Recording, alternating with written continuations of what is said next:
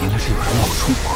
徐天殿，他们有这实力和动机了。幸亏此地有妖兽暴动。别告诉老夫谢欣酿成大错，还有其他人扮成此人的，老夫这就亲自出面安排。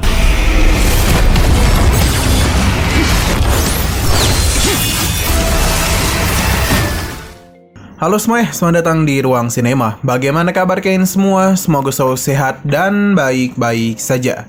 Sesuai jadwal, jadi pada hari ini kita akan kembali melanjutkan series Donghua A Record of Mortal Journey to Immortality season ketiga episode terbaru, yang mana ini adalah episode yang ke-123. Namun sebelum kita mulai, lebih baik kita lihat lagi apa saja yang telah terjadi pada episode sebelumnya. Di minggu kemarin, Han Li memilih untuk mencari pulau kosong untuk menjadikannya sebagai tempat persembunyian, sekaligus juga tempat untuk dirinya berlatih. Disinilah Han Li akan menghabiskan waktu yang cukup lama, karena ada beberapa hal yang harus dirinya lakukan terlebih dahulu. Sebelum melakukan pencarian kepada para monster, Han Li menanam kembali tanaman herbal yang ia miliki, dan juga mengembangbiakan para serangga emas yang kini telah mengalami evolusi. Selain itu, Han Li juga meningkatkan kekuatan dari pedang guntur ilahinya, karena dari segi ketajaman ini masihlah kurang. Proses itu membutuhkan waktu yang cukup lama, hingga Han Li pun terganggu oleh sebuah guncangan yang terjadi pada sebuah pulau. Akan tetapi setelah dilihat-lihat, itu bukanlah pulau biasa, melainkan seekor monster kura-kura yang cukup besar. Beberapa kultivator pun datang untuk menangkapnya, tapi ada sosok naga yang melindungi monster kura-kura tersebut yang tengah mengalami ujian kesengsaraannya. Pertarungan sengit pun terjadi antara ketiga kultivator itu melawan sosok naga tersebut. Han Li yang ketahuan memilih untuk melarikan diri saja, dan ketika dirinya kembali, pertarungan sudah selesai. Sekarang kita akan melanjutkan episode terbarunya. Beberapa tahun sudah berlalu setelah kejadian sebelumnya, dan saat ini Han Li telah sampai di sebuah pulau kosong. Jika kalian ingat, ini adalah cuplikan yang pernah hadir pada season pertama episode 1. Han Li mengatakan kalau perburuan telah dimulai. Ia pun menuangkan cairan hijaunya kepada sebuah bunga agar bisa mempercepat bunga itu mekar. Semua ini Han Li lakukan untuk memancing seekor monster mendekatinya. Rencana Han Li berjalan dengan sangat lancar. Yang datang kemari adalah monster level 7. Berhubung pertarungan akan segera dimulai, Han Li pun menyimpan situ. Kedatangan monster ini diikuti oleh awan yang gelap. Sesaat kemudian monster itu pun tiba dan langsung mengaung di hadapan Han Li. Tidak mau berlama-lama, monster itu pun langsung saja mengeluarkan senjatanya. Melihat semua itu, Han Li merasa kalau adegannya begitu familiar. Bagaimana tidak, monster ini dulu pernah Han Li hadapi di beberapa pulau sebelumnya. Pertarungan pun telah dimulai di antara mereka berdua. Monster ini langsung saja mengarahkan serangannya kepada Han Li. Tapi Han Li dan pedang guntur ilahinya bisa dengan mudah memotong capit monster tersebut.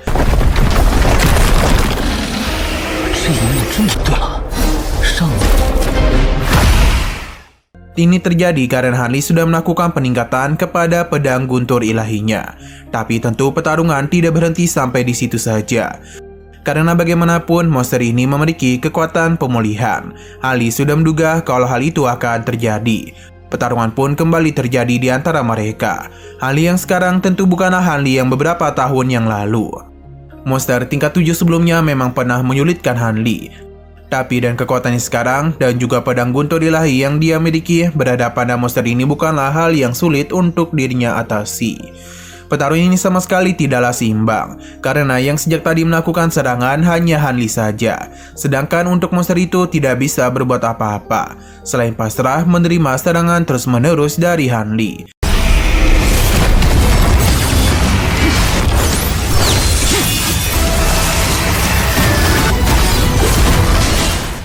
Sampai pada akhirnya monster itu pun berhasil dia kalahkan. Han Li lalu mengambil inti pil dari monster tersebut. Tidak lupa kedua senjatanya juga Han Li ambil. Sedangkan untuk roh tubuhnya Han Li serap menggunakan mangkok surgawi. Walaupun mendapatkan pil dari monster tingkat 7, semua itu masihlah belum cukup untuk Han Li. Walaupun begitu, ia tetap bersyukur karena tidak bertemu dengan monster yang menyamar lagi. Karena jika tidak, dirinya lah yang akan kesulitan. Han Li pun menikmati pemandangan malam yang begitu indah. Cahaya bulannya sendiri bersinar dengan begitu terang. Terakhir kali Han Li melihat cahaya bulan seindah ini adalah ketika dirinya masih manusia biasa. Untung saja kita tidak dibawa flashback lagi, sebab di sini Hanli merasakan keberadaan dari beberapa orang yang sejak tadi memperhatikannya. Padahal Hanli hanya ingin berbicara saja kepada mereka. Pasti orang-orang ini takut kepada monyetnya. Hanli pun mengeluarkan serangga pemakan emasnya. 3 buah senjata pun mereka bentuk agar bisa melakukan penangkapan kepada ketiga kultivator yang melarikan diri itu. Tidak lupa Hanli juga ikut pergi menyusul. Berkat serangga pemakan emas, 3 orang itu tidak memiliki kesempatan untuk bisa melarikan diri. Mereka pun ditangkap dengan begitu mudah. Hanli dan santunya melihat ketiga orang ini sambil bertanya mengapa mereka itu terburu-buru pergi. Salah satu dari mereka mengenali Hanli sebagai setan serangga. Jadi lebih baik mereka ini dihabisi saja. Akan tetapi teman-temannya meminta untuk tidak melakukan hal tersebut. Karena alasan mereka bisa kemari adalah ketidaktahuan kalau telah ada seseorang yang mengisi pulau ini. Orang-orang ini menganggap kalau Hanli adalah Raja Iblis Serangga. Tapi Hanli tidaklah membenarkan hal tersebut. Karena bagaimanapun ia tidak menerapkan ajaran iblis pada kultivasinya. Hanli mengakui kalau ia bukan pemilik pulau ini dan berencana untuk pergi kembali ke Laut Shiyuan. Namun sesuatu malah terjadi. Padahal itu ketiga pria ini sama sekali tidak percaya. Karena bagaimana caranya kembali ke Pulau Shiyuan. Padahal beberapa tahun yang lalu, monster di dalam jurang tiba-tiba saja mulai menyerang para manusia tanpa pandang bulu. Entah itu para kultivator ataupun para manusia biasa, pemukiman mereka diratakan oleh para monster laut. Kejadian itu pun membuat para kultivator Nation Soul menjadi bertanya-tanya mengenai apa yang telah terjadi. Hanya saja para kultivator Nation Soul dipukul mundur oleh sosok monster yang telah berburu. Salah satu dari mereka ternyata adalah kultivator Nation Soul yang telah melahirkan diri dan jiwa baru lahirnya.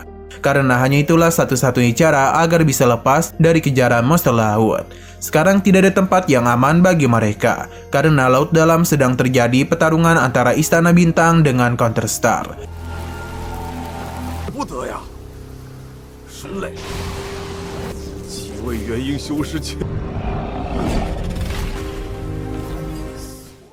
Hanli mulai paham dengan masalah mereka. Namun ia penasaran mengapa mereka menyebutnya sebagai raja dari para serangga. Ternyata pria ini memberitahu kalau ada sosok kultivator yang hanya mementingkan diri sendiri. Ia mampu menggunakan pedang terbang dengan sangat baik. Selain itu ia juga menggunakan serangga terbang dalam melakukan penyerangan. Hal ini sama seperti dengan kekuatan yang Hanli miliki. Hanli juga menyadari kalau orang itu memang sangat mirip dengannya. Hanli meminta mereka untuk melanjutkan ceritanya. Ternyata setan serangga telah muncul dalam beberapa tahun terakhir. Karena ketika itu dia telah mampu menghabisi tim pemburu iblis dari Beyond Man. Ternyata setan serangga telah muncul dalam beberapa tahun terakhir. Karena ketika itu dia mampu menghabisi tim pemburu iblis dari Beyond Man dengan sangat mudah. Awalnya mereka mengira setan serangga sudah lenyap. Namun baru-baru ini dia telah kembali aktif. Bahkan setiap bulannya pasti ada yang dihabisi secara brutal. Rumor beredar kalau setan serangga sangatlah kejam dan juga bengis. Bahkan dia tidak ragu-ragu menghabisi seseorang hanya untuk mengambil hartanya saja. Benarnya setan serangga itu memang adalah Hanli. Karena sebelumnya ia memang menghabisi beberapa orang karena mereka berniat untuk mengambil pil iblis dari tangannya. Namun Hanli hanya melakukan ini 1 kali saja. Sedangkan hal yang sebelumnya bukanlah ulah dari Hanli. Sepertinya ada yang berusaha untuk menyebarkan rumor ini dengan cara melebih-lebihkannya, supaya cerita tentang setan serangga masih bisa eksis di mana-mana. Salah satu dari mereka mengetahui kalau serangga Hanli memiliki 3 warna. Ini jauh berbeda dengan rumor beredar, karena setan serangga hanya memiliki 2 warna saja. Hanli seketika saja menjadi panik karena dia meyakini kalau seseorang sepertinya telah meniru dirinya, dan tujuan untuk memaksa Hanli keluar. Sedangkan serangga yang memiliki 2 warna itu terakhir kali Hanli gunakan di Istana Langit. Hanli mulai menduga-duga kalau ini pasti adalah ulah dari salah satu monster tua. Ia pun bergegas untuk kembali ke guanya. Hanli merasa beruntung laut ini sedang kacau-kacaunya. Karena jika tidak, para monster tua itu pasti sudah lama menemukan keberadaannya. Apapun yang terjadi, Hanli harus kembali ke guanya. Karena jika tidak, akan sulit baginya untuk meninggalkan kediamannya dalam waktu 20 hingga 30 tahun. 原来是那些蓝色的，不像常温。摆明了是有人冒充我。虚天殿，他们有这实力和动机了。幸亏此地有妖兽暴动，其他20-30年内。Siang berpindah ke Bioman, yang mana di sini ada seorang tetua yang berada di ranah Nation Soul. Ketika ia sedang memberikan makan burungnya, tidak lama kemudian muridnya membawakan pesan dari Istana Bintang, yang mana pesan ini berasal langsung dari Jin Kui. Hanya saja tetua itu tidak terlalu tertarik dengan undangan tersebut. Namun muridnya memberitahu kalau pesan ini juga telah disebarkan ke beberapa sekte lain, termasuk juga dengan Jin Xia. Berita itu sempat membuat tetua ini terkejut. Hanya saja ia cukup kesal karena dulu Jin Xia melakukan penyerangan dengan apinya, hingga membuat bencana di sini. Sudah banyak sekali masalah yang ditimbulkan oleh Pulau Mangxiun dalam beberapa tahun terakhir. Karena masalahnya tidak pernah diselesaikan oleh Istana Bintang, jadi tetua ini mengabaikan pesan dari Jin Kui itu. Namun sebelum itu ia menghentikan muridnya karena ia harus memberikan alasan yang jelas. Bilang saja kepada Istana Bintang kalau dirinya sedang melakukan pengasingan diri. Muridnya paham dan dia pun pergi meninggalkan tempat ini. Tetua ini berusaha untuk tidak terlalu memikirkan undangan dari Istana Bintang. Di sini kita akhirnya jadi tahu kalau yang datang kemari tidak hanya pesan dari Istana Bintang saja, namun ada juga dari Istana Wapa dan beberapa kultivator Renaissance Soul yang tidak ia kenali. Ia penasaran mengapa beberapa tahun ini ada begitu banyak kultivator Renaissance Soul yang datang ke Pulau Xiaomennya. Tetua ini terus memikirkan alasannya hingga ia merasa kalau ini berurusan dengan dendam kematian Sun. Xin berpindah kepada Jin, yang mana ia datang ke tempat tetua ini. Ia pun disambut dengan baik. Tetua ini penasaran mengapa Jin berusaha melakukan pencarian yang tidak mendapatkan hasil apapun. Lebih baik dia itu beritahu saja alasannya, karena bisa saja yaitu membantu Jin menemukan orang yang ia cari. Tapi jika ia tidak mau memberitahunya, maka tetua ini akan bertanya kepada orang lain saja mengenai alasan Jin terus melakukan pencarian. Jin paham dan ia sadar betul kalau hal ini tidak bisa ia sembunyikan terus-menerus. Jadi ia pun mulai memberitahu apa yang ia cari kepada tetua ini. Seketika saja pria ini pun terbatuk-batuk akibat terkejut karena Jin beranggapan kalau pria yang saat ini dirinya cari adalah Xuan Gu. Selain itu dia sedang membawa kuali Istana Langit. Bagaimana bisa harta besar itu keluar ke dunia? Jin membenarkan apa yang dia katakan sebelumnya. Tetua ini tentu saja merasa begitu antusias. Beberapa tahun belakangan ia telah mendengar rumor mengenai setan serangga, yang mana sosok itu memiliki penampilan yang persis dan apa yang Jin katakan. Ia begitu kesal kepada Jin karena baru memberitahunya tentang berita besar ini. Hampir saja ia itu membuat kesalahan besar. Namun ini masihlah belum terlambat. Tetua ini akan melakukan sesuatu terlebih dahulu. Jin sepertinya masih memiliki dendam yang begitu mendalam. 这和多一人来瓜分这口，别告诉老夫信心酿成大错，还有其他人扮成此人的，老夫这就亲自出面安排。 Xiong berpindah kepada beberapa orang yang sedang diserang oleh begitu banyak serangga. Pada awalnya kita mengira ini adalah Han Li. Namun dari warna kekuatannya, ini berbeda dengan milik Han Li, yang kemungkinan besar ia adalah peniru yang sedang Han Li cari-cari. Dan benar saja Han Li yang asli pun datang untuk menahannya. Apa yang di hadapan Han Li adalah Yang Dao, makhluk jahat dari serangganya. Bagi yang bingung bagaimana cara membedakannya, lihat saja dari warna kekuatannya. Han Li yang asli memiliki kekuatan warna emas, sedangkan Yang Dao memiliki warna hijau. Pertarungan pun terus berlangsung di antara mereka, dan sepertinya kemenangan akan jatuh kepada Han Li yang asli. Setelah semua itu, Han Li pun kembali ke pulaunya, yang mana saat ini Han Li sedang menghitung begitu banyak pil iblis yang telah dirinya miliki. Jika kekuatan Han Li sudah meningkat, ia pun berencana untuk kembali pergi. Namun sebelum itu Han Li tentunya harus menyempurnakan beberapa pil. Hanya saja membuat pil ini membutuhkan waktu yang sangat lama.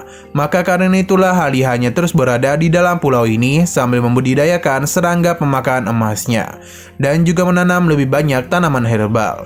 Bahkan di sini roh ginseng spiritualnya juga terus Han Li rawat dengan baik.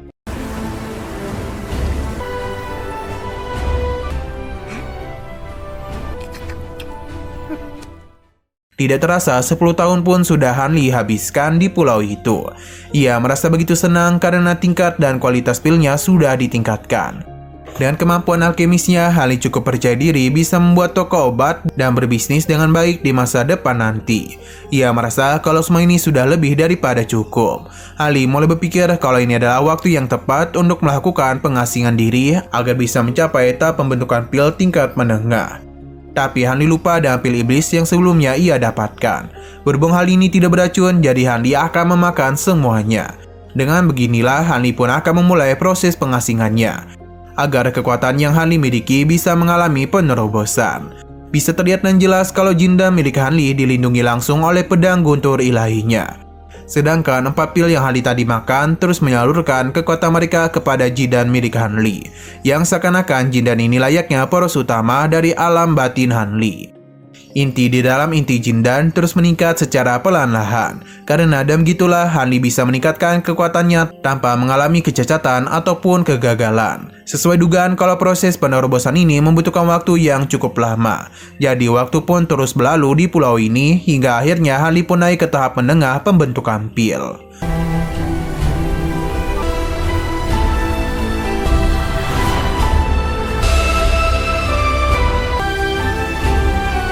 Di sini kita dibawa ke sebuah pulau yang mana terdapat sebuah buah yang memiliki aura yang begitu unik. Hal ini pun telah menarik perhatian beberapa monster kuat untuk bisa datang kemari. Bahkan bisa dikatakan ini sangatlah banyak. Tidak hanya satu kelompok monster saja, namun ada kelompok monster lainnya yang juga datang kemari. Tujuan mereka hanya satu, yakni mendapatkan buah yang ada pada pulau itu. Kedua pemimpin kelompok monster pun saling berhadapan satu sama lain, tapi tidak ada dari mereka yang melakukan pergerakan, hingga sesuatu dengan cepat melewat di antara mereka yang ternyata itu adalah kedatangan dari Han Li. Ia tidak sengaja menghancurkan buah yang para monster itu incar. Sebenarnya Han Li tidaklah mau terlibat dalam masalah mereka, tapi mungkin ia sedang sial. Alhasil para monster pun langsung saja melakukan penyerangan kepada Han Li. Karena bagaimanapun dia sudah menghancurkan buah yang mereka incar.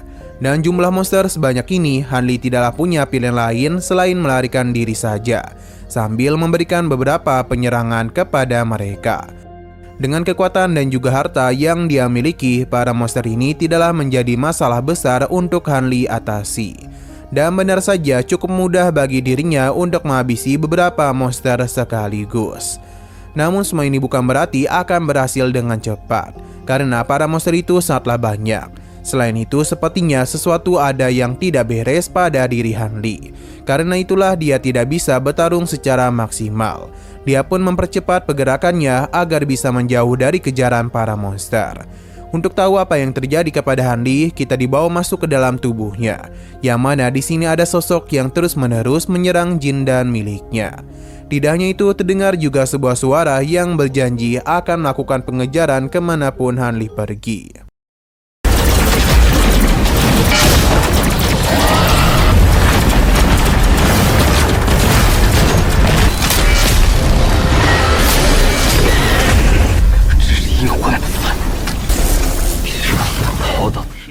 Untuk mengetahui segalanya, kita dibawa ke beberapa waktu sebelumnya, yang mana saat ini terlihat kalau ada beberapa kultivator yang sedang melakukan perjalanan melewati kabut laut. Tapi entah kenapa kabut ini seakan-akan menyimpan sesuatu yang jahat. Tujuan mereka adalah sebuah pulau yang ada di depan. Jadi daripada sesuatu yang buruk terjadi, lebih baik mereka singgah di pulau tersebut. Ternyata ada monster besar yang sedang melakukan pengejaran kepada mereka. Ini adalah monster burung luan. Para monster itu memanfaatkan kabut yang tebal untuk bisa bersembunyi dan melakukan penyerangan kepada para kultivator. Serangan mendadak seperti ini tentu membuat mereka kesulitan untuk bisa terbang.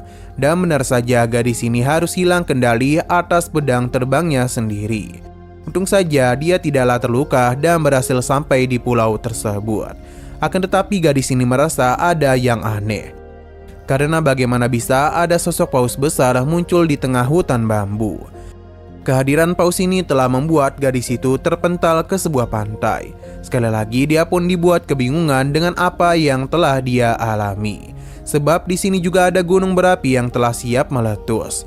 Bongkahan batu lahar panas pun mulai menyerang gadis tersebut.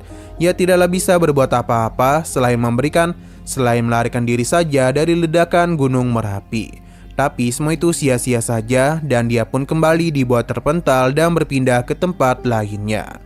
Dari apa yang kita lihat saat ini sudah jelas kalau gadis itu pasti telah masuk ke dalam formasi 4 susunan pembunuh milik Han Li. Gadis ini juga menyadari kalau sepertinya ia telah terjebak dalam sebuah formasi. Namun ia tidak bisa berdiam diri dulu karena para monster burung luan kembali melakukan penyerangan, yang membuat gadis ini harus bertarung lagi dengan mereka.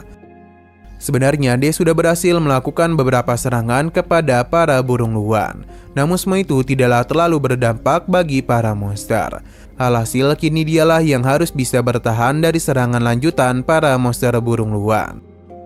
Untung saja di tengah ketegangan itu, para boneka milik Hanli memberikan bantuan kepadanya dengan melakukan serangan kepada para monster burung luan.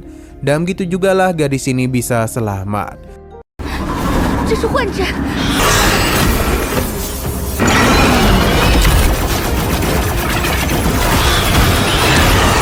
Namun masalah tidak berhenti sampai di situ saja, karena induk dari monster luan merobek formasi dan menyerang gadis ini, yang membuatnya harus kembali terpental. Untung saja sebelum monster itu menghabisi gadis tersebut, seseorang pun datang untuk memberikan bantuan kepadanya dan menghabisi monster burung luan dengan begitu mudah. Tentu saja ini ada sosok dari mode armor serangga pemakan emas.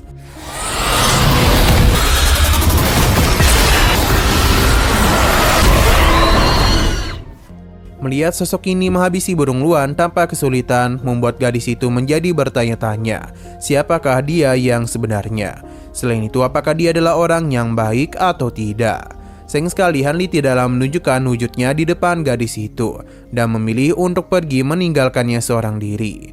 Setelah semua itu, formasi pembunuh 5 elemen pun dirinya hentikan, yang membuat gadis ini bisa keluar dengan mudah. Yang selamat tidak hanya gadis itu saja, namun paman dan seniornya juga telah Hanli selamatkan. Dia pun meminta orang-orang itu untuk pergi, karena pulau ini bukanlah tempat yang aman bagi mereka.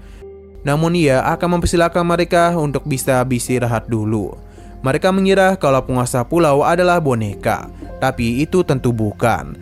Hanli pun kesal kepada tetua ini karena berani membawa muridnya melakukan perjalanan yang berbahaya. Ternyata alasan mereka melakukan perjalanan adalah untuk mencari bahan obat saja. Jadi sebagai seorang guru, dia pun meminta maaf kepada pemilik pulau karena telah mengganggu ketenangannya. Hanli menanyakan obat apa yang sedang mereka cari, yang ternyata itu adalah candelua. Bahan ini sebenarnya tidaklah langka, tapi beberapa pulau harus dilanda banjir, yang membuat mereka harus kemari untuk menemukan benda itu. Ia berharap pemilik pulau ini mau memberikan bantuan karena itu semua demi ayahnya. Gadis ini berharap pemilik pulau ini mau memberikan bantuan karena itu semua demi ayahnya yang sakit. Mendengar hal itu mengingatkan Hanli kalau seharusnya 20 tahun telah berlalu. Mendengar hal itu mengingatkan Hanli kalau seharusnya 20 tahun yang lalu telah terjadi perang besar yang mengakibatkan beberapa orang harus menerima luka yang sangat parah. Ini juga telah menyebabkan kerusakan parah di laut. Hanli tidak terlibat dalam pertarungan karena dia harus melakukan pengasingan dulu. Tua ini membenarkan apa yang Hanli katakan. Ia juga menjelaskan kalau luka yang diterima oleh seniornya disebabkan oleh pemujaan terhadap para monster. Jika tidak segera diobati, takutnya sesuatu yang buruk akan terjadi. Gadis ini kembali memohon agar bisa menyelamatkan ayahnya. Bahkan dia itu rela menjadi babu untuknya. Tapi tetua ini sadar betul kalau permintaan mereka sudah keterlaluan. Namun gadis yang bernama Gong Sun Sin ini tidaklah menyerah dan memilih untuk bersumpah agar Hanli bisa mengobati ayahnya. Maka dia itu akan mengabdi kepadanya. Tindakan dari gadis ini membuat Hanli tertarik, tapi bagaimana jika dia menolak permintaannya? Tentu Gong Sun Sin tidaklah bisa melakukan apapun lagi. Ia hanya bisa berharap sosok di hadapannya bisa memberikan sedikit bantuan kepadanya. Sebenarnya tindakannya itu membuat seniornya marah karena bisa saja itu membuat mereka dalam bahaya. Namun untung saja Hanli adalah sosok yang sangat baik hati. Dia pun memberikan obat kepada mereka dan menjelaskan kalau cendulua memiliki efek utama untuk pengaturan ki dan denyut nadi. Dengan obat ini mereka bisa memberikan pengobatan dengan baik. 我不愿意出手呢。小女子心甘情愿。指望前辈能够。命脉，以后再次闭关几十年。 Berhubung Hanli sudah mengasingkan diri selama beberapa dekade, maka tentu dia membutuhkan seseorang untuk membantunya. Dan ketika melihat keberanian Gong Sung-shin, dia pun tertarik kepadanya. Namun Han Li tidak akan pernah memaksanya untuk ikut pergi bersamanya. Dengan senang hati Gong Sung-shin pun menerima tawaran tersebut, karena bagaimanapun ia sudah memberikan bantuan untuk menyelamatkan ayahnya. Dia pun meminta kepada tetua dan juga seniornya untuk memberikan obat ini kepada ayahnya. Mereka pun harus berpisah dulu dengan Gong Sung-shin.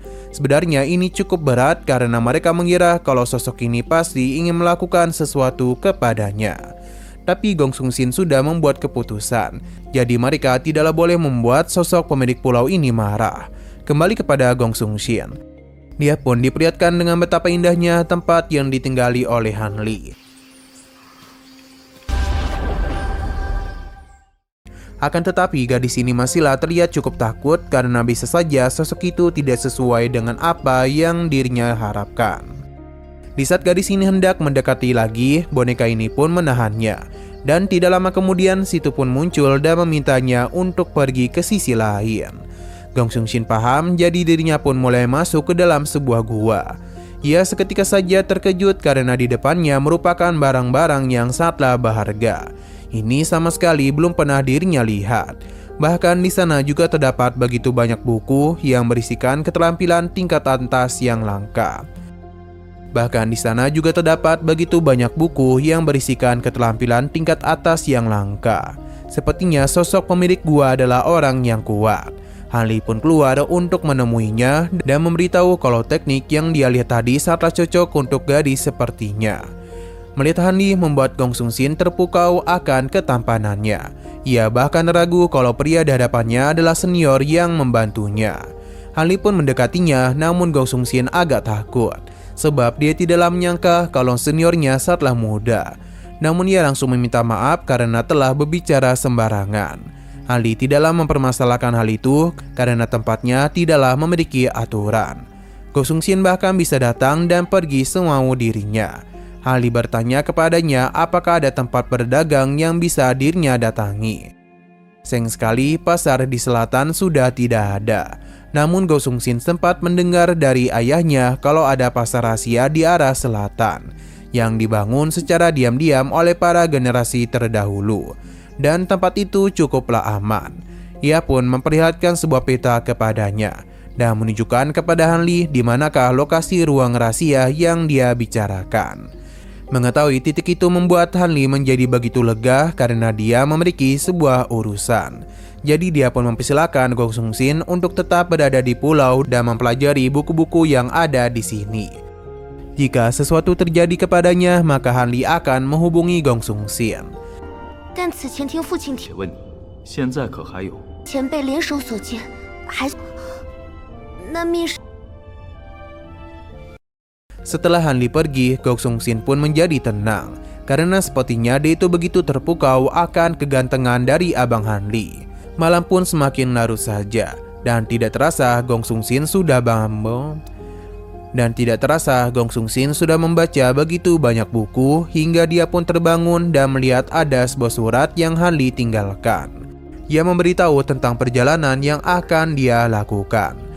Han Li juga meminta Gong Sung-shin untuk menjaga tempat ini dengan baik dan jangan berbuat terlalu berlebihan agar tidak menimbulkan masalah. Sebenarnya gadis ini sedih karena tiba-tiba saja Han Li pergi meninggalkan dirinya. Kembali kepada Han Li yang mana sudah 20 tahun dirinya tidak keluar dari persembunyiannya. Dia yakin selama 20 tahun ini sesuatu yang buruk telah terjadi dan membuat gadis seperti Gong Sung-shin menderita.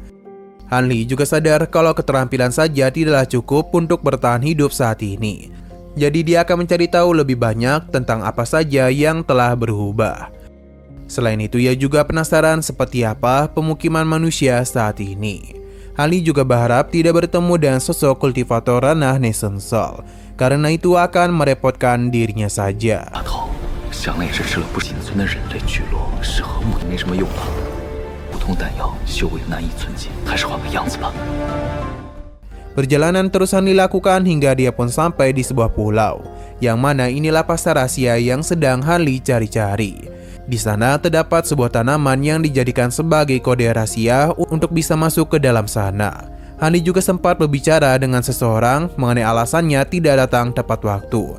Dan ia juga memberitahu tentang penyamarannya yang tidak bukan adalah Li Feiyu. Mendengar namanya, sosok ini pun segera membukakan pintu dan Han Li pun segera masuk ke dalam ruang rahasia. 非常时期些许紧。 李飞宇。 Di sini Han Li dibimbing menuju pasar rahasia. Dan siapa yang menduga kalau pulau kecil yang kita lihat dari atas ternyata menyimpan pemukiman manusia yang begitu besar. Sepertinya para monster tidaklah pernah memberikan jalan bagi manusia untuk bertahan hidup sampai-sampai mereka harus tinggal di dalam bawah tanah. Han Li pun bertemu dengan seorang bocil yang mengajaknya untuk tinggal di rumahnya. Kakek tua di sampingnya memberitahu kalau Han Li adalah permoniki. Mendengar hal itu membuat bocil ini menjadi semangat dan bertanya beberapa hal kepada Han Li. Melihat hal itu membuat Han Li sedih karena anak ini masih kecil tapi sudah berjuang untuk mencari nafkah. Han Li memberitahu kalau ada beberapa iblis besar yang mampu menyamar. Bahkan saat jarang kultivator bisa melihat sosok ini. Bocil itu menjadi begitu bersemangat dan meminta Han Li untuk mengajak dirinya ketika dia bertarung dengan para monster. Karena bagaimanapun dia harus membalaskan dendam kedua orang tuanya. Bocil ini berjanji akan menjadi sosok yang kuat dan dapat hidup lebih layak dibandingkan hari ini. Sesaat kemudian bocil itu pun pergi dan Han Li diberitahu oleh sang kakek kalau anak tadi itu sudah ditinggal sejak ia kecil. Karena kedua orang tuanya harus mati di tangan para monster. Han Li pun melanjutkan perjalanannya dan menanyakan apakah ada lokasi sarang monster tingkat tinggi di sini. Sang kakek pun menyarankannya untuk pergi ke pertemuan penukaran yang diadakan untuk para kultivator di ranah permunian Qi. Hal ini membuat Han Li tertarik. Ia akan beristirahat dulu sebab seseorang akan datang untuk membawanya. 末期少年穷，他父母被妖兽所害，前辈请。客官来看一下。所在。前辈若有心，可 Setelah semua itu, Han Li pun pergi ke sebuah tempat sambil memikirkan mengenai teknik pengubah bentuk yang cukup misterius ini. Karena penampilannya memang seperti ini, namun di mata orang lain akan berubah. Jika bukan karena pemahaman mendalamnya tentang spiritualitas menengah Nation Soul atau lebih tinggi, tidak akan ada yang bisa mengetahui penyamarannya. Dan teknik perubahan ini, Han Li bisa mengubah dirinya sesuka hati. Bahkan para iblis tua dari ranah Nation Soul juga bisa dirinya tiru. Begitu pula dengan beberapa teknik yang mereka miliki. Tidak lama kemudian Han Li pun diberitahu kalau pertemuan pertukaran akan segera dimulai. Jadi dia pun harus segera pergi. Oh ya, meskipun Han Li diperlihatkan seperti ini, namun di mata orang lain penampilannya akan berubah.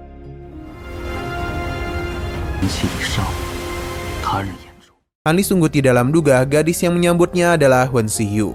Ia penasaran mengapa gadis ini bisa ada di sini. Sedangkan Wen Xiyu tidaklah mengenali Han Li karena yang ada di hadapannya adalah Han Li tua. Ia pun penasaran apakah ada yang salah dari dirinya hingga ditetap seperti itu. Han Li tidaklah menjawab dan meminta Wen Xiyu untuk memimpin jalannya. Han Li pun dibawa pergi ke tempat yang agak jauh karena bagaimanapun mereka membutuhkan beberapa waktu untuk sampai ke tempat pertemuan. Hingga tidak lama kemudian mereka pun telah sampai di ruangan tersebut. Han Li langsung disambut oleh sosok Bucai Yun Tian Xiao.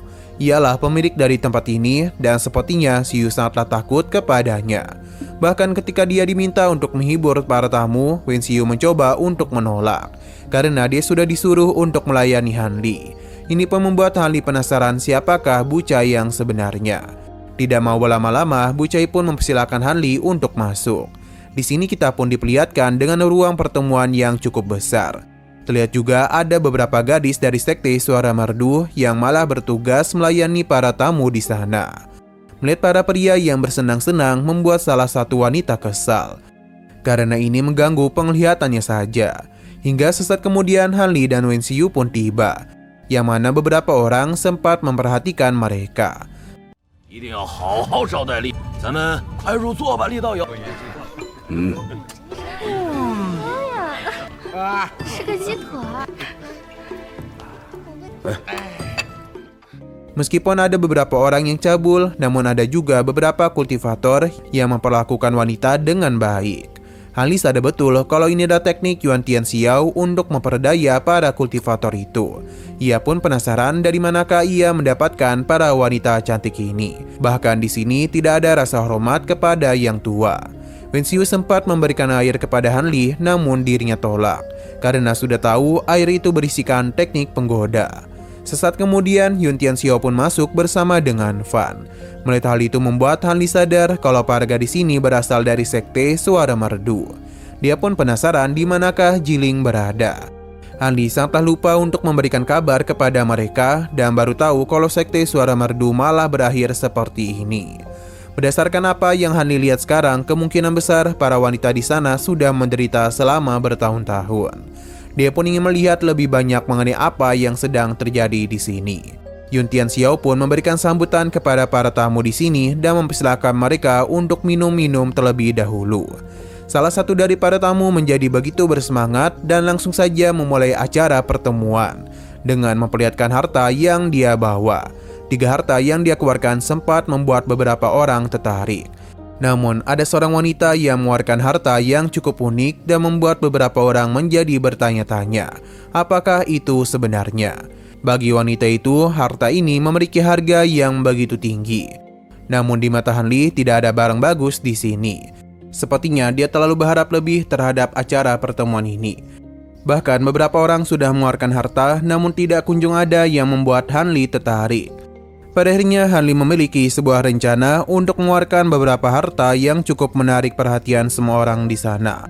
Bahkan bisa dikatakan harta yang dia keluarkan membuat orang-orang begitu terpukau. Yuan Tianxiao meyakini kalau pria ini pasti adalah master tersembunyi. Dia pun ingin berteman dekat dengannya. Semua ini adalah rencana Han Li untuk melihat reaksi mereka. Dan ada yang menarik perhatiannya, yakni adalah pria di hadapannya, yang tadi tenang namun kini mulai gelisah, yang seakan-akan dia itu hendak pergi dari tempat ini. Pria tersebut mengeluarkan beberapa harta, yang mana salah satunya membuat Han Li teringat akan sesuatu. Melihat semua harta yang mereka keluarkan pada hari ini membuat Yuan Tianxiao bersemangat. 想必是隐士高人。看一眼，哎呀，孙兄会还真是卧虎藏龙。 Han Li pun bertanya kepada pria di hadapannya mengenai sarang monster tingkat 8, karena dia itu telah mendapatkan tulangnya. Orang-orang menjadi bertanya apakah Han Li ingin pergi ke tempat tersebut. Han Li mempersilahkan pria itu untuk memilih apa saja yang dia perlukan untuk menukar informasi ini. Pria itu sangatlah senang dan memuji barang-barang yang Han Li miliki. Akan tetapi ia tidaklah bisa menerima semua itu karena bagaimanapun keberadaan dari sarang monster tingkat 8 tidak dia ketahui. Han Li masih penasaran apakah Sun ini berbohong atau tidak. Tapi Wen Xiu tiba-tiba saja memberitahu kalau ia tahu tentang sarang monster tingkat 8. Mendengar hal itu membuat semua orang tertawa. Sedangkan Yuan Tianxiao kesal karena bagaimanapun gadis ini sudah berani berbohong di hadapan semua orang. Pan bahkan harus menghentikan tindakannya yang membuat Wen Xiu segera meminta maaf. Namun dia memang tahu tentang lokasi tersebut dan tidak ada niatan untuk menipu mereka. Han Li menenangkan Yuan Tianxiao dan memberikan Wen Xiu untuk berbicara. Benar atau tidaknya berita ini belum bisa mereka pastikan. Yuan Tianxiao paham dan mempersilahkan Wen Xiu untuk menceritakan semuanya kepada mereka. Wen Xiu mulai bercerita ketika dia dikejar oleh sosok monster, dia itu berhasil kabur namun tidak sengaja melihat anak Windbreaker. Seharusnya mereka tahu mengenai kebiasaan dari Windbreaker, yang mana kelompok mereka tidak pernah berjauhan. Jadi Wen Xiu yakin ada Windbreaker dewasa di dekat sana. Han Li sangatlah tertarik karena itu adalah spesies teratas di antara klan Yu. Para Windbreaker memiliki habitat yang sama dan tidak pernah meninggalkan anak mereka. Kemungkinan besar ada begitu banyak monster di sana. Wen Xiu bisa saja memberikan bimbingan kepada Han Li selama dia mau menuruti perintahnya. Yuan Tianxiao mencoba untuk menahannya, tapi Han Li segera menghentikannya. Ia membuat Wen Xiu segera memohon agar bisa membawanya keluar dari tempat ini. Ini seketika saja membuat sisi ruangan hening karena bagaimanapun Yuan Tianxiao pasti akan marah besar. Ini semua sesuai dugaan. Dia menanyakan alasan Wen Xiu berani berbicara seperti itu. Karena Yuan Tianxiao tidaklah pernah mengabaikannya. Seharusnya Wen Xiu lebih berhati-hati lagi dengan apa yang dia katakan.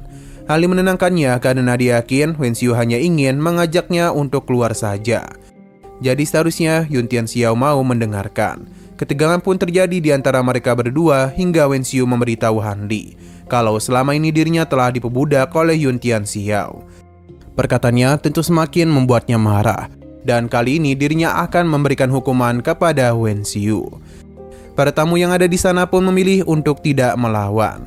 Untung saja Yun Tianxiao tidaklah bertindak dan berharap Han Li tidak terpengaruh oleh perkataan gadis itu, karena bisa saja pikirannya sedang terganggu. Para penjaga pun diminta untuk menghukum Wen Xiu, dan dia itu juga akan dikurung di penjara terlarang.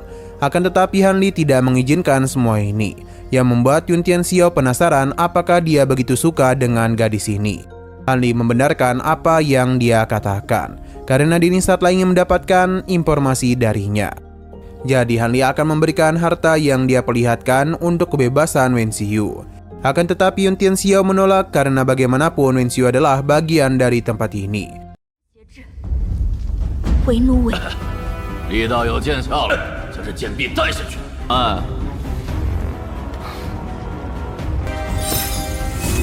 其颇感兴趣。李道友说笑了。 Namun Denny tidaklah ingin hubungannya buruk dengan Han Li. Maka karena itulah Yun Tianxiao akan menggunakan cara agar informasi itu bisa Wen Xiu keluarkan. Han Li tidaklah tertarik dengan tawaran yang dia berikan. Ini pun membuat sisi ruangan menjadi begitu tegang. Terlebih lagi Han Li mengatakan dia tidak perlu menunggu keputusan dari Yun Tianxiao, karena bagaimanapun dia bisa menjamin kebebasan dari Wen Xiu. Karena sebagai seorang senior tidak ada alasan baginya untuk menindas junior. Yun Tianxiao memintanya untuk memikirkan kembali tindakannya itu, karena bagaimanapun ia tidak bisa kehilangan muka di hadapan para tamu di sini. Yun Tianxiao pun langsung saja mempersiapkan serangan yang telah dirinya sembunyikan di tempat itu, yang mana ini semua tidaklah membuat Han Li takut. Semua serangan itu langsung saja tertuju kepadanya. Namun Han Li dan mudah mengatasi semua itu, karena bagaimanapun sejak tadi dia sudah menyembunyikan kekuatannya. 可没有欺负，为了此女不。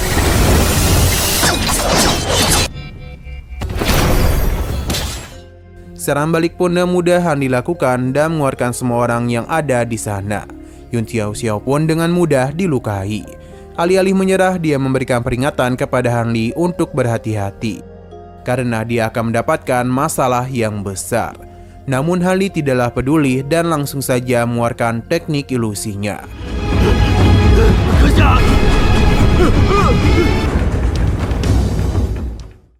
Kekuatan yang Han Li keluarkan seketika saja membuat semua orang di sana sadar kalau mereka telah berurusan dengan orang yang salah. Han Li memberitahu kalau dirinya sudah menahan diri sebisa mungkin. Jika suasana hatinya tidak berubah, maka bisa saja tempat ini dia jadikan sebagai danau darah. Apa yang diucapkannya seketika saja membuat semua orang takut. Apa yang Han Li lakukan telah membuat semua orang yang hadir di sana ketakutan, karena bagaimanapun Han Li bukanlah sosok orang yang biasa mereka hadapi. Di sini Han Li mengambil harta dari pria tua itu karena ia tertarik dengan hal tersebut. Tapi Han Li akan tetap menukarkannya dengan pil yang dia miliki. Pria ini tidaklah mempermasalahkan hal tersebut. Han Li tidaklah mau dianggap sebagai pria yang menakutkan. Jadi dia akan memberikan beberapa hartanya kepada Yun Tianxiao. Anggap saja semua itu adalah bayaran atas kebebasan Wen Xiu.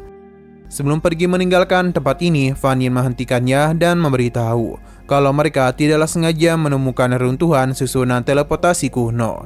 Jika hal itu bisa diperbaiki, maka akses langsung ke lautan bintang bagian dalam bisa mereka buka. Hanya saja mereka memerlukan batu mimpi yang masih hilang. Cukup sulit mendapatkan batu mimpi karena dijaga oleh monster tingkat tinggi. Yun Tianxiao sudah menghubungi seseorang agar bisa mendapatkan batu mimpi tersebut. Akan tetapi bayaran atas usahanya adalah Wen Xiu. Jadi jika dia membawanya pergi, lantas bagaimana cara mereka untuk mengurus semua itu? Oh ya, kita ingatkan lagi kalau Fan Yin ataupun Wen Xiu tidak tahu kalau di hadapan mereka adalah Han Li, karena saat ini dirinya sedang menyamar. Lanjut, Fan Yin memikirkan sebuah rencana untuk menyelesaikan masalah ini, yang mana dia itu ingin Han Li bekerjasama dengan mereka. Namun Han Li menolak. Ia juga tidaklah peduli dengan sosok senior yang dia bicarakan. Yun Tianxiao pun penasaran siapakah dia yang sebenarnya. Apakah sosoknya itu berada di ranah Nation Soul? 除非就是这位前辈。只见诸位道友，这怎么可能是结丹？ Beberapa hari kemudian, Han Li dan Wen Xinyu telah memulai perjalanan mereka. Meskipun energi spiritual yang ada di tempat itu cukup tipis, namun tempat ini tidak bisa ditemukan oleh sembarangan orang. Jadi Wen Xinyu bisa melakukan latihan di sini tanpa perlu khawatir akan ditemukan. Wen Xinyu sangatlah senang bisa bertemu dengannya. Dan meskipun sosok ini cukup tua, tapi dia itu begitu baik. Han Li meminta untuk tetap di sini dulu, sedangkan dirinya akan pergi keluar. Dia juga mempersilahkan Wen Xinyu untuk bisa menghubungi dirinya. Ini kembali membuat Wen Xinyu senang karena sosok itu rela mengambil resiko besar hanya untuk dirinya saja. Han Li mendengar apa yang dia katakan, tapi Wen Xinyu berdalih kalau ia tidaklah mengatakan apapun dan hanya memberitahu kalau ia akan selalu menunggunya. Han Li yang terus masuk ke dalam mulai memikirkan tentang Wen Xinyu, yang mana dia itu tidak kunjung pernah berubah. Selain itu, bagaimana bisa Wen Xinyu menjadikan dirinya sendiri sebagai alat tawar-menawar? Han Li tidak ingin terlalu memikirkan masalah lain, karena yang penting dia harus mempelajari potongan tembaga ini dengan cepat. Entah kenapa Han Li seakan-akan pernah melihat potongan dari kata-kata ini di suatu tempat, yang mana ini berasal dari potongan kertas yang dulu pernah dia dapatkan. Kata-kata yang ada di tembaga ini cukup mirip dengan apa yang ada di potongan kertas. Hanya saja Han Li masihlah belum tahu apa-apa tentang rahasia yang disimpan di sini. Walaupun begitu, Han Li tetap akan menyelidikinya. Dan ketika ia menyalurkan kekuatan, tiba-tiba saja tembaga itu menampilkan sebuah mata, diikuti juga dengan 36 gerakan. Melihat semua itu, Han Li menjadi bertanya-tanya apakah para monster kuat juga berlatih teknik spiritual seperti para kultivator. Apa yang dirinya lihat saat ini kemungkinan adalah gerakan para monster. Ini tentu tidaklah biasa, tapi Han Li ingat kalau teknik klan iblis juga bisa digunakan oleh manusia. Jika dia mengalami kesalahan, maka mungkin Han Li akan menjadi gila. Ini mungkin adalah teknik lanjut, dan kumpulan teknik Xuan Yin yang lengkap itu masih tersimpan di tas. Untuk saat ini Han Li akan menyimpan teknik tersebut, karena siapa tahu kedepannya dia bisa menggunakannya. Han Li pun kembali menyimpan potongan tembaga.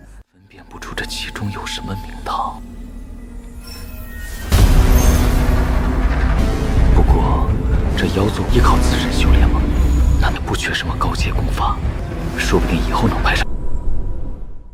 Sedangkan di sisi lain, Wen Xinyu sedang asik menyiram tanaman yang ada di sana. Hingga akhirnya Han Li pun menemuinya.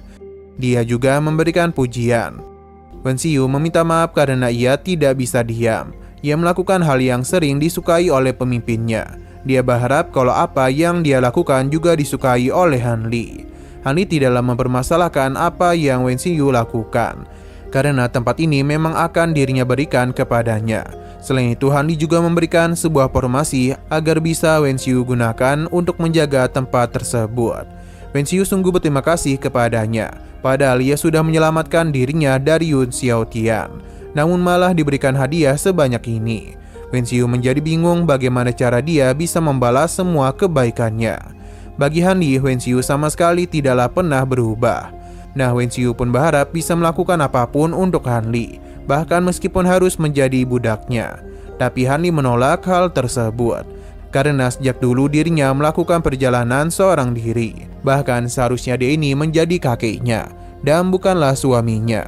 Jadi mulai sekarang, Han Li tidak mau Wen Xinyu membahas tentang selir ataupun pelayan di hadapannya. Perkataan itu membuat Wen Xinyu semakin senang saja. Dia pun penasaran dengan rencana selanjutnya. Wen Xinyu juga memberitahu kalau apa yang dikatakan oleh Pan Yin sebelumnya memang benar.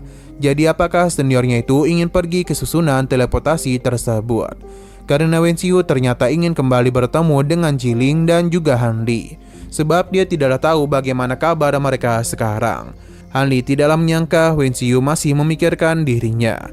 Ia pun mengingat kalau seharusnya para gadis dari suara merdu berasal dari gerbang Miaoyin di kota Xianing Lautan Dalam.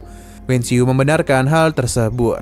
Dia pun menjelaskan kalau ketua sekte mereka tengah mengikuti sesepuh Xinggong ke kuil Xuantian. Tapi beberapa orang malah muncul di pintu sekte. Mereka memanfaatkan ketidakhadiran Jiling untuk melakukan penyerangan kepada sekte suara merdu. Demi bisa melindungi orang-orang sekte, Fanny mengambil keputusan untuk melintasi susunan teleportasi kota Tianxing.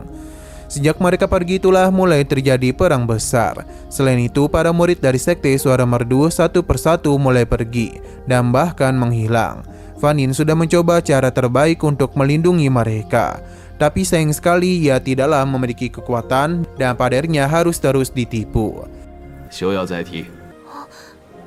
我还对了，这妙音门大长老却不在，新宫卫无人岛带领我们通过天星城的船就被困在了这里。这些可惜实力不如人。 Ali penasaran dengan rahasia yang dimiliki oleh sekte Suara Merdu, sampai-sampai membuat begitu banyak orang mengincar mereka. Berhubung dirinya sudah berhasil menyelamatkan Wen Xiyu, jadi dia ingin pergi ke lokasi monster tingkat 8 yang dia bicarakan. Sebuah peta pun dia keluarkan, yang mana titik akhir adalah kota Block Rock di Pulau Xiyuan. Seharusnya tempat ini sudah hancur akibat air pasang. Wen Xiyu kembali memberitahu setelah jatuhnya kota Black Rock, tempat itu telah menjadi sarang para monster. Jadi dia berharap Hani bisa berhati-hati. Ali paham dan dirinya tidak akan berbuat hal yang di luar kemampuannya. Meskipun tempat itu agak jauh dari tempat Yun Tianxiao berada, tapi belum bisa dirinya katakan aman. Jadi Hani akan menambah beberapa formasi agar Wen Xiyu bisa aman. Ali juga memintanya untuk berlatih selama 20 hingga 30 tahun. Karena dalam gitulah dia bisa menjadi lebih kuat. Apalagi akar spiritual Wen Xiyu tidaklah buruk. Sebelum pergi, Han Li mengingatkan untuk tidak membicarakan urusannya kepada siapapun. Perkataan itu telah mengingatkan Wen Xiyu kepada seseorang, yang mana tentu tidak bukan itu adalah perkataan yang sama seperti apa yang Han Li katakan. Wen Xiyu pun segera memberikan hormat kepadanya, tapi Han Li segera menahannya dan ini sama persis dan apa yang dulu pernah dia lakukan. Ini pun membuat Wen Xiyu menangis, karena sepertinya ia mengingat tentang sosok Han Li. Wen Xiyu merasa begitu beruntung karena selalu dijaga oleh semua orang. Mereka selalu mengingatkan kalau di dunia kejam ini akan selalu ada harapan dan juga akan ada alasan mengapa mereka harus bertahan hidup. Wen Xiyu juga ingin menjadi seseorang seperti itu. Dia ingin memberikan bantuan kepada mereka yang membutuhkan dirinya. Jadi semoga saja suatu hari nanti mereka bisa bertemu kembali. Wen Xiyu meminta untuk tidak memikirkan perkataannya karena ia hanya berbicara sendiri. Hal ini pun mengingat mengenai pertemuan pertama mereka. Dan memang benar Wen Xiyu yang dirinya kenal tidak ada satupun perubahan sikap yang dia tunjukkan. Ali senang bisa bertemu kembali dengannya, dan ia pun memutuskan untuk memulai perjalanannya. 是在这最为残酷的世界，成为像你们这样的人。岁月又再次说字话了。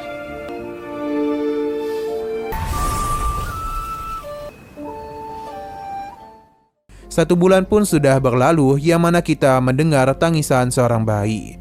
Ini adalah kota Black Rock. Tempat ini dipenuhi oleh suara-suara yang mengerikan. Selain itu di sana juga diperlihatkan oleh para monster yang sedang tertidur. Ali tidak menduga kalau kota Black Rock akan menjadi begitu kacau sampai sejauh ini. Karena bagaimanapun kota megah ini merubah menjadi sarang monster. Ali terus melakukan perjalanan dan dirinya pun bertemu dengan anak-anak Windbreaker.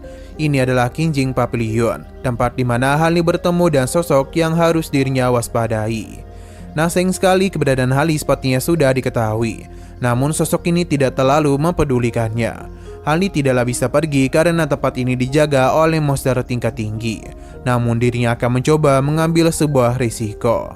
Dia pun memancing salah satu penjaga dengan bahan yang sangat disukai oleh para monster. Dan ketika perhatiannya teralihkan, itulah saatnya Hani menyerangnya dan berubah wujud menjadi burung penjaga itu. Ini adalah monster tingkat keempat. Dia pun kembali ke tempat regunya, yang mana saat ini mereka sedang saling berbicara dan tentu berbahasa burung. Untung saja di sini sudah ada translate-nya, jadi kita tidak susah payah belajar bahasa burung.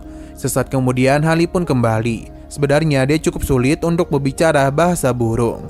Untung saja salah satu burung ini tidak mau berlama-lama dan mengajak mereka untuk pergi ke tempat guru mereka. Ali bersyukur karena penyamarannya tidaklah diketahui. Masalah tidak berhenti sampai di situ saja, karena ketika ingin masuk, Ali harus mengikuti gerakan rekan-rekannya yang mana itu adalah gerakan rahasia.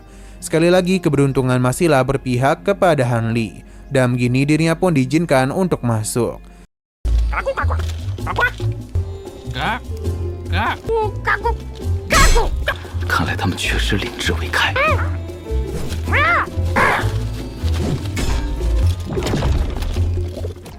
Setibanya di sana, Harley kembali melihat anak burung Windbreaker. Jadi tanpa pikir panjang, dia pun langsung mengikuti mereka, yang ternyata tengah pergi ke bawah tempat ini. Tidak mau ketinggalan, Harley pun bergegas menyusul mereka. Dan untung saja dia tahu gerakan burung tadi untuk mengaktifkan formasi tersebut. Harley terus dibawa ke bawah, yang mana dasar tempat ini sangatlah dalam.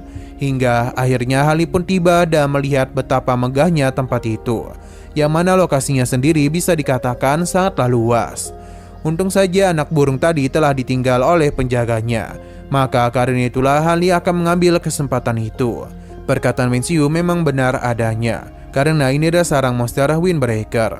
Selain itu ada beberapa bunga iblis yang sejak awal dirinya cari-cari.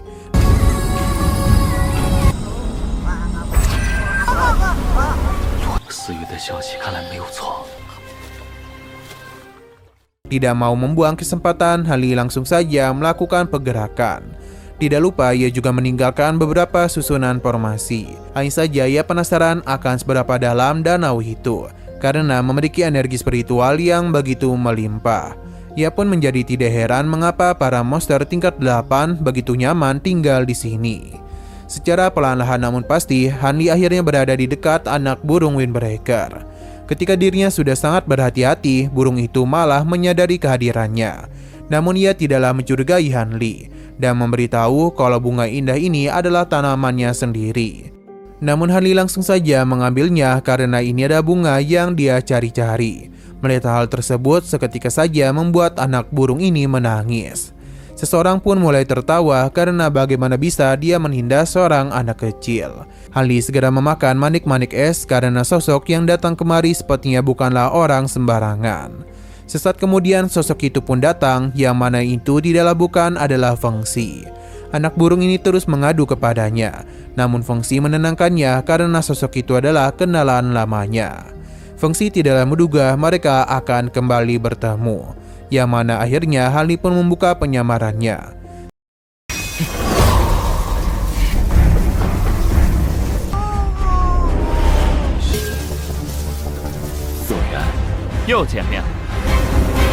Fengxi memuji teknik penyamaran yang Harley gunakan. Jika bukan karena kekuatannya yang telah berkembang, mungkin akan sangat sulit bagi Fengxi mengenali Harley.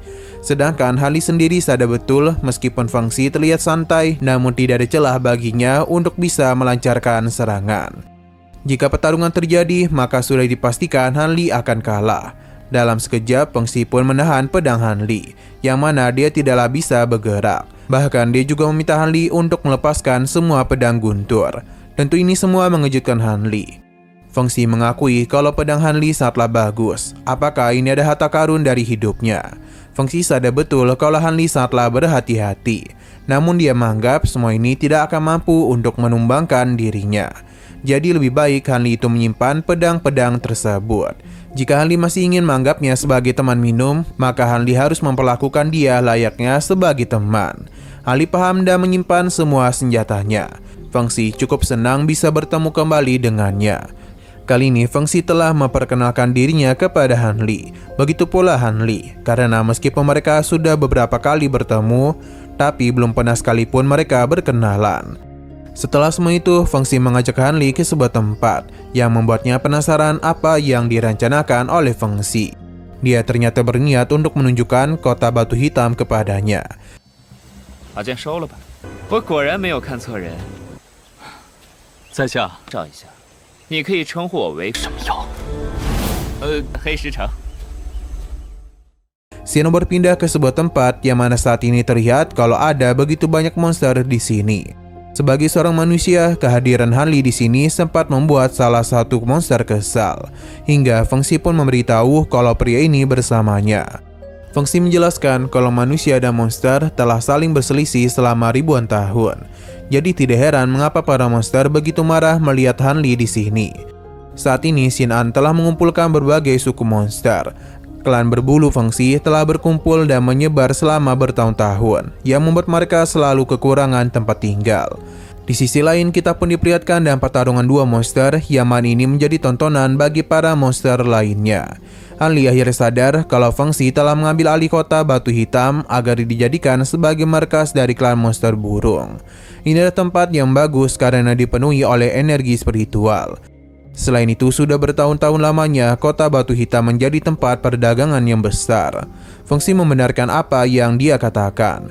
Dia pun mengajak Han Li untuk pergi ke sisi lainnya. Mendengar suara trompet membuat para monster berkumpul di suatu tempat. Kembali lagi kepada Han Li yang terus melakukan perjalanan. Feng Xi menceritakan mengenai tubuhnya yang tidak begitu bagus. Bisa dikatakan dia sangatlah rapuh, namun bakatnya sangatlah hebat. Jadi hanya dengan latihan dan hal-hal lainnya lah Feng Xi bisa berkembang. Garis keturunan dari ras monster telah berjuang selama puluhan ribu tahun, tapi mereka masihlah memiliki keunggulan. Jadi apakah Han Li tahu apa yang dia miliki dan apa yang tidak dimiliki oleh klan monster? Sayang sekali Han Li masihlah belum tahu apa yang Feng Xi bicarakan. Feng Xi menjelaskan kalau semua makhluk hidup memiliki jiwa bernama roh. Bisa dikatakan kalau semua makhluk itu sama, mau itu klan monster ataupun manusia. Mereka hanya dibedakan dalam metode kultivasi saja. Baginya, mereka tidaklah perlu sampai bertarung satu sama lain. Kehadiran Feng Xi di sini sangatlah ditakuti oleh para monster, karena bagaimanapun dialah pemimpin dari semua monster di sini. Han Li pun menatapnya dengan begitu banyak pertanyaan apa yang sedang dia lakukan di atas altar. Karena ketika itu juga mulailah terdengar sebuah teriakan monster yang sangat kuat.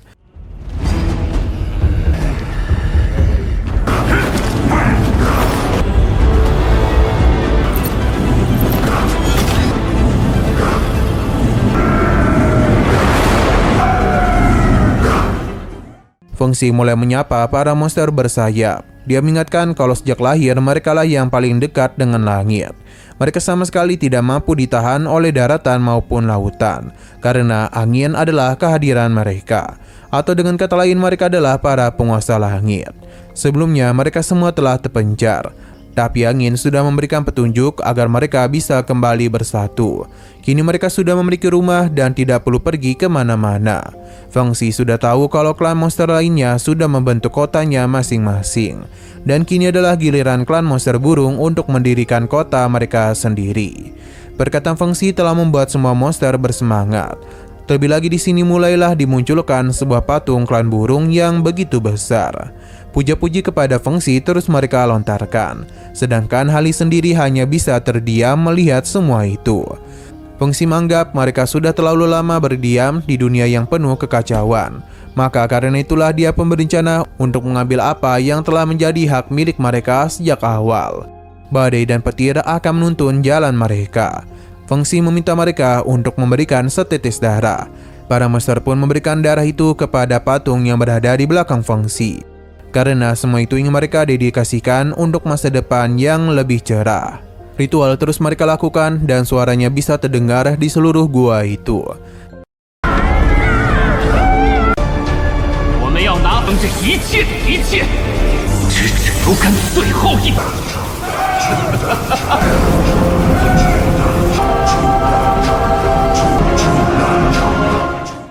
Setelah semua ini, Feng Xi kembali mendatangi Han Li, dan sepertinya dia itu beruntung karena datang di upacara peresmian altar. Itu menandakan tempat ini akan secara resmi menunjukkan kontak dengan dunia luar. Ketika itu ras iblis ataupun klan manusia bisa menjadi bagian dari mereka, selama orang-orang itu mau memberikan hormat kepada altar. Feng Xi juga mempersilakan Han Li bergabung. Tawaran ini sempat membuat Han Li panik, namun dia yakin kalau tujuan Feng Xi tidak hanya itu saja. Namun pasti ada yang lebih jauh lagi. Karena entah kenapa bagi Han Li, klan Yu tidak akan bisa berdiam diri saja. Dan pasti akan menjadi raja suku iblis. Jika suatu hari nanti Feng Xi menjadi kaisar iblis, Han Li penasaran apa yang akan dia lakukan pada lautan bintang kekacauan. Dan bagaimana nasib dari umat manusia. Feng Xi akan membawa Han Li ke sebuah tempat untuk bisa menjawab semua pertanyaannya. Sebelumnya dia menceritakan telah terjadi pertempuran antara para kultivator manusia dan beberapa monster laut yang mengakibatkan matinya tuan muda dari klan Suani. Ini membuat orang-orang tua di sana mengamuk. Feng Xi tidaklah bisa berdiam diri saja dan menonton semua itu. Jadi Denny telah menjadi penenang antara kedua belah pihak agar bisa mencari jalan yang aman bagi umat manusia di sana. Kini para penduduk pun telah Fengsi bawa kemari. Beberapa dari mereka hanyalah kultivator yang lemah. Dengan berada di sini maka mereka tidaklah perlu takut diincar oleh suku Suwani.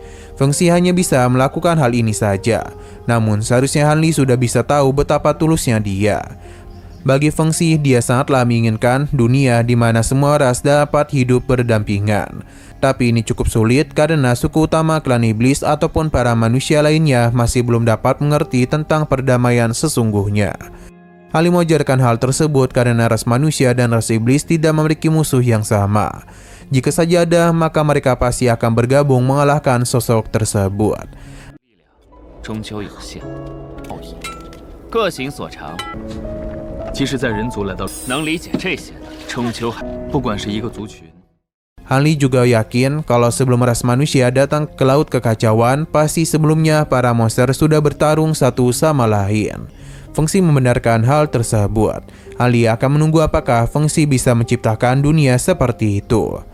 Entah kenapa Fengsi merasa kalau pertama kali bertemu dengan Han Li, mereka seakan-akan memiliki pandangan yang berbeda. Jadi apakah Han Li ingin membantunya?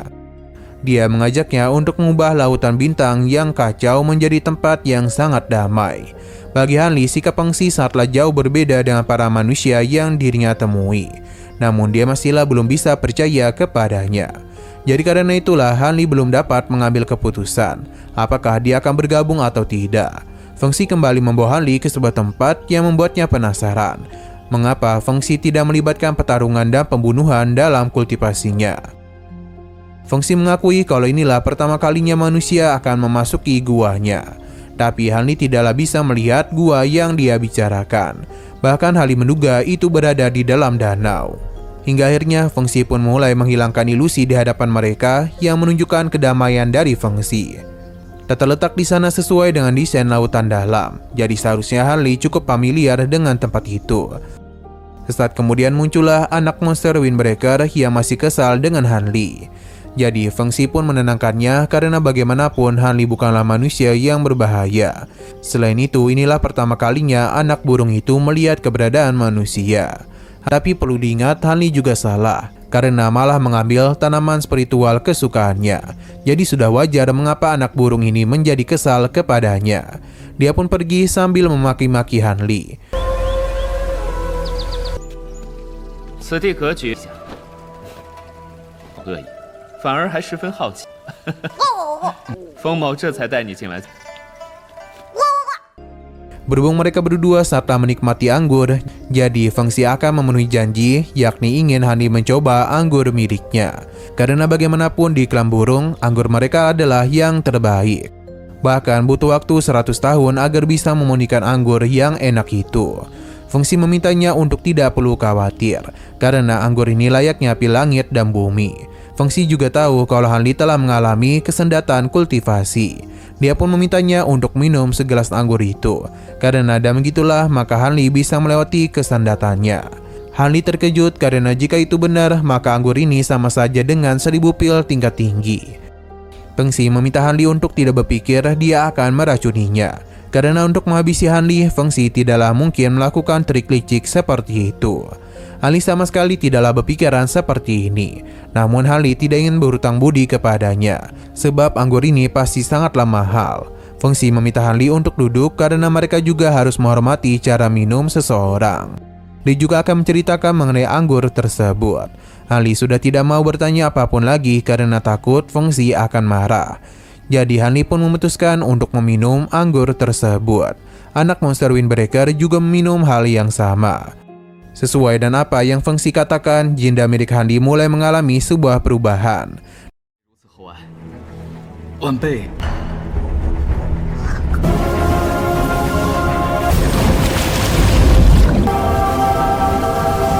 Han Li sungguh terpukau dengan kemampuan anggur itu. Fengsi pun memintanya untuk tidak berterima kasih kepadanya. Lebih baik Han Li itu segera memurnikan energi spiritualnya, karena dia harus menerobos hambatan tersebut dengan satu gerakan. Han Li paham, namun dia merasa takut tidaklah bisa membalas kebaikan Fengsi. Namun Fengsi memintanya untuk tidak perlu khawatir, karena dia hanya membutuhkan satu teknik atribut milik Han Li demi bisa menyelesaikan masalahnya. Baginya, Han Li jauh lebih kuat dalam pemahaman formasi. Akan tetapi untuk bisa membantunya, Han Li masihlah terlalu lemah. Jadi dia itu harus melangkah lebih jauh lagi agar bisa membantunya. Han Li paham, tapi bagaimana jika dia tidak kunjung bertambah kuat? Apa yang harus dia lakukan? Feng Xi meminta Han Li untuk tidak berpikir seperti itu. Lebih baik dia beristirahat dulu di dalam kamar yang sudah dia siapkan. Dia akan memberikan waktu setengah tahun. Dan bakat yang Han Li miliki waktu itu sudah lebih dari cukup. Tapi jika Han Li tidak kunjung bertambah kuat, maka penilaian Feng Xi kepadanya adalah salah. Beberapa hari kemudian terlihat kalau Han Li sedang mencoba menghancurkan ruangan itu. Akan tetapi larangan yang ada di sana terlalu sulit untuk bisa dirinya hancurkan. Bahkan Han Li sudah beberapa kali mencoba. Ini bukanlah sebuah ruangan, melainkan sebuah penjara. Han Li mulai mengeluarkan sebuah potongan teknik yang mana itu adalah pemberian dari Feng Xi. Teknik yang dia dapatkan itu telah membantunya mengumpulkan spirit kayu. Ada juga teknik iblis yang dirinya berikan. Ini bisa Han Li gunakan sehari-hari. Feng Xi sangatlah berharap Han Li memenuhi harapannya, maka karena itulah dia menjamin semua kebutuhannya di tempat itu. Bahkan larangan dirinya pasang demi bisa menjaga Han Li dari gangguan orang-orang yang tidak menyukainya. Feng Xi juga meminta Han Li untuk berganti pakaian karena saat ini dia layaknya seorang pencuri.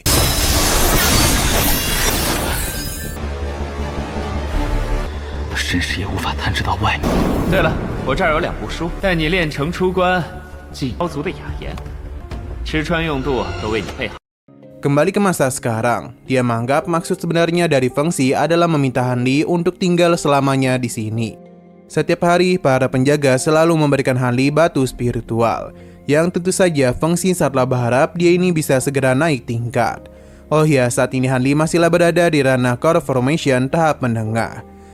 Sesaat kemudian Han Li kedatangan tamu, yakni adalah para gadis yang akan melayaninya. Han Li berterima kasih atas kebaikan yang mereka berikan. Dia pun terkejut karena di antara para gadis itu ada Gong Sung Xian. Dia penasaran bagaimana bisa gadis ini di sini.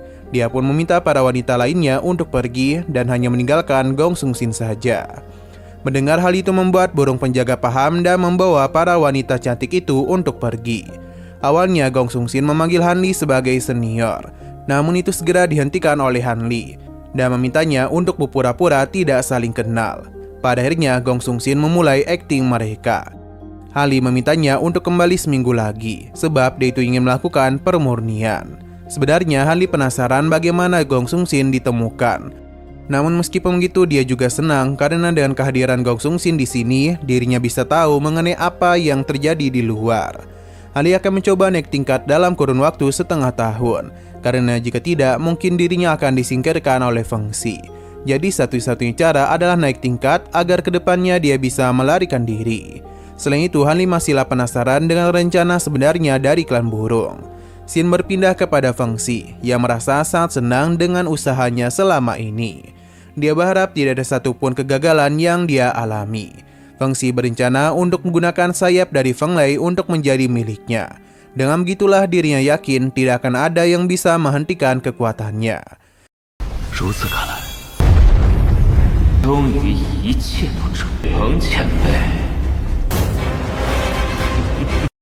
Kembali kepada Han Li yang masih fokus dalam peningkatan kultivasinya. Ia telah memahami keheningan jiwa yang dapat membantunya mempercepat proses kultivasi. Walaupun begitu, Han Li masih berada di tahap 2 atau per 3-nya saja. Jadi masih ada beberapa kendala yang harus dirinya selesaikan. Dan benar saja gangguan dari butiran es kering telah bangkit dan mulai melakukan penyerangan kepada jiwanya. Ini tentu di luar perkiraan Han Li, karena bagaimanapun kekuatan itu seharusnya sudah lama hilang. Namun bagaimana bisa dia masih berada di dalam dirinya? Makhluk itu mencoba untuk membekukan jiwanya. Ini tidak dibiarkan oleh Han Li. Dia menahannya dan guntur kekacauan miliknya. Tidak hanya itu, Han Li juga melindungi jiwanya dengan bantuan butiran-butiran berwarna putih untuk bisa menghilangkan kekuatan dari sosok api beku itu. Rencana Han Li berjalan dengan cukup lancar dan kekuatan ini pun kembali tenang.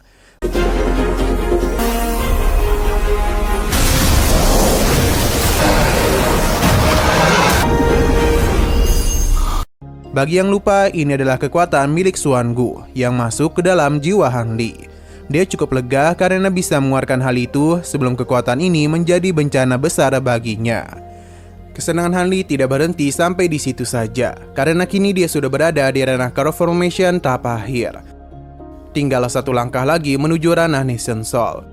Peningkatan kekuatan ini juga telah berpengaruh pada pengendalian pedangnya. Kini dia mampu menggunakan 27 pedang guntur secara bersamaan. Han Li memiliki waktu 2 bulan dari waktu yang diberikan oleh Feng Xi. Ia tidak akan terburu-buru memberitahukan hal itu. Pertama-tama, Han Li akan mencari tahu seberapa batas dari kekuatannya, dan selanjutnya mencari cara untuk pergi dari tempat ini. Di sisi lain, Gong Sung Sin datang ke hadapan penjaga untuk memberikan sesuatu kepada Han Li. Tanpa kecurigaan apapun, dia pun diizinkan masuk, meskipun penjaga ini sempat menakutinya. Di dalam, Han Li memberitahu Gong Sung Sin mengenai peningkatannya. Kini mereka bisa berbicara dengan bebas karena Han Li sudah menciptakan ruang kedap suara. Dia penasaran mengapa Gong Sung Sin bisa kemari. Yang ternyata setelah Han Li pergi meninggalkannya, Gong Sung Sin kembali untuk menemui ayahnya. Mereka memang sempat saling bertemu, akan tetapi para iblis mengetahui posisi mereka. Dan pada akhirnya dia pun harus berakhir di sini. Han Li menanyakan sikap dari para iblis, yang mana awalnya mereka itu baik kepada Gong Sung Sin. Dan para monster itu sering menyebut mereka sebagai klan Yu. Para monster memang sudah sewajarnya kejam. Tapi selama mereka tidak membuat kesalahan, maka para monster tidak akan menghukum mereka. Hingga beberapa hari sesuatu yang aneh mulai terjadi, karena beberapa orang telah dibawa pergi dan tidak pernah kembali lagi. Gong Sung Sin yakin betul ada yang tidak beres yang menyebabkan para manusia di sini menjadi panik. Bahkan Gong Sung Sin tidak tahu kapan gilirannya akan tiba. Han Li paham dengan masalah yang terjadi. Dia menanyakan berapa banyak manusia yang ada di dalam gua. Sayang sekali Gong Sung Sin tidak tahu jumlah tepatnya. Dia pun segera memohon kepada Han Li untuk diselamatkan. Han Li memintanya untuk tidak bersujud seperti itu, karena tanpa dia katakan sekalipun, Han Li akan tetap menolong mereka. Awalnya Han Li sangatlah bingung dengan tujuan para monster itu. Hingga setelah lama berada di sini, dia pun mulai tahu kalau para monster itu tetap tidak ada bedanya. Mereka akan menganggap umat manusia lebih rendah dari klan mereka. Han Li meminta Gong Sung Sin untuk selalu memikirkan segala tindakannya, karena itu akan sangat berpengaruh kepada hidupnya. Jika Gong Sung Sin mau hidup, maka dia harus bertahan. Gong Sung Sin paham dan akan mengingat perkataannya. Pada akhirnya, semua yang dikatakan oleh Feng Xi mengenai ambisinya untuk menciptakan dunia di mana makhluk hidup bisa menjadi satu hanyalah janji manis saja. Han Li yakin manusia pasti akan dijadikan budak oleh mereka. Perbudakan yang Feng Xi lakukan memang cukup dangkal, yang membuat orang-orang awam pasti akan percaya dengan janji manisnya. Akan cukup sulit bagi Han Li untuk bisa mengatasi masalah itu. Nah, sesaat kemudian Han Li mulai merasakan sesuatu pada jindannya, yang mana ada semacam kekuatan yang mencoba untuk melukai dirinya. Bahkan Han Li tidak bisa menahan hal itu. Alhasil dia pun pergi untuk menemui Feng Xi. 按时上轿， 业力未逮， 晚辈。 那能轻易撼动这千万年来弱，就是随手送走炉鼎，还是Dia begitu senang setelah tahu Han Li telah mengalami penerobosan. Awalnya dia ragu apakah Han Li bisa memenuhi harapannya. Namun akhirnya semua rasa itu telah hilang, karena Han Li melakukan pekerjaan yang hebat. Sebagai pemimpin, dia akan memberitahu Han Li kalau dalam beberapa waktu ini mereka telah menemukan beberapa kultivator manusia. Klan Yu telah mencari cara untuk memimpin umat manusia itu, yang mana karena itulah Feng Xi akan mempercayakan umat manusia di sini kepada Han Li. Dan begitulah dia bisa memiliki kekuatan absolut di wilayahnya. Sekali lagi, Feng Xi mengatakan kalau dirinya akan menciptakan dunia yang damai, di mana semua orang bisa hidup bersama. Hanya saja ada sebuah syarat yang harus dia lakukan. Setiap 10 tahun, beberapa kultivator manusia dipilih untuk bisa bertarung dengan generasi muda klan iblis demi bisa mencari pemenangnya. Ini adalah hal yang sama seperti apa yang terjadi di Pulau Kuxing. Alasan Feng Xi melakukan hal itu untuk menjalin kerjasama dengan para suku iblis lainnya. Han Li menanyakan apakah umat manusia nanti bisa membuat pilihan jika berada di dunia yang sama. Han Li juga menanyakan apa yang telah mereka lakukan kepada para kultivator yang kuat, karena menurut Han Li semua keputusan masih ada di tangan Feng Xi. Ia pun menjelaskan kalau dia akan menggunakan segala kekuatan yang ada demi bisa menandingi Istana Bintang di Laut Kekacauan. Namun untuk mencapai semua itu tentu tidak semudah yang dia pikirkan, karena mereka harus menggabungkan dua pikiran yang berbeda. Tapi jika kekuatan para manusia itu cukup baik, maka fungsi berpikir itu akan menjadi masalah yang besar. Dia berharap kalau Han Li tidak akan mengecewakannya dan melakukan hal yang berada di luar perkiraannya. Han Li tidak ada niatan untuk meninggalkan fungsi, karena dia itu mau menciptakan dunia yang damai. Hanya saja tujuan yang besar tentu akan mendapatkan gangguan yang besar juga. Han Li pun berniat untuk membantu mereka dulu dan baru menjalankan tugas yang telah dia berikan. Semua ini tentu hanyalah kebohongan Han Li saja, karena dia tahu betapa liciknya fungsi. Bahkan anggur yang dia makan sebelumnya merupakan hal yang berisikan sesuatu yang bisa saja merusak jiwanya. Apapun yang terjadi nantinya, Han Li akan mencari cara untuk bisa keluar dari tempat itu. Untung saja ada sesuatu yang terjadi di sini. Jadi Han Li pun tidak sempat meminum anggur itu. 若是力道有自己想做， 风前辈，不过得先助前辈完成此番任务，发现了闭眼酒中的血。 Mereka pun naik ke permukaan dan di sini Han Li pun dikejutkan dan kemunculan sosok yang tidak begitu asing, yang mana itu adalah naga yang dulu pernah dirinya lihat. Sosok naga itu menjadi begitu kesal karena ada bau manusia di gua fungsi. Han Li yang melihat keberadaannya itu tentu membuat dia terkejut, karena dia pernah melihatnya ketika bertarung dengan para kultivator manusia. Sosok naga itu pun berubah ke bentuk manusianya, dan dia menjadi begitu bersemangat untuk bisa melahap Han Li. Akan tetapi fungsi dengan cepat menahannya, karena bagaimanapun Han Li adalah kunci untuk membantu mereka. Jadi jangan sampai mereka menyakiti tamunya. Akan tetapi monster naga ini tidaklah begitu menyukai keberadaannya. Untung saja rekannya itu bisa menahannya, karena bagaimanapun semua ini adalah demi kebaikan mereka juga. Melihat wajah Han Li mengingatkan sosok naga ini, dia pun mulai memberikan tatapan yang begitu mengerikan, sambil bertanya apakah mereka pernah saling bertemu. Han Li tidaklah membenarkan hal itu karena ini adalah pertama kalinya mereka saling bertemu. Tidak hanya dia saja, namun rekannya juga pernah merasakan hal yang cukup familiar dari Han Li, yang membuat ketegangan pun mulai menyelimuti Han Li.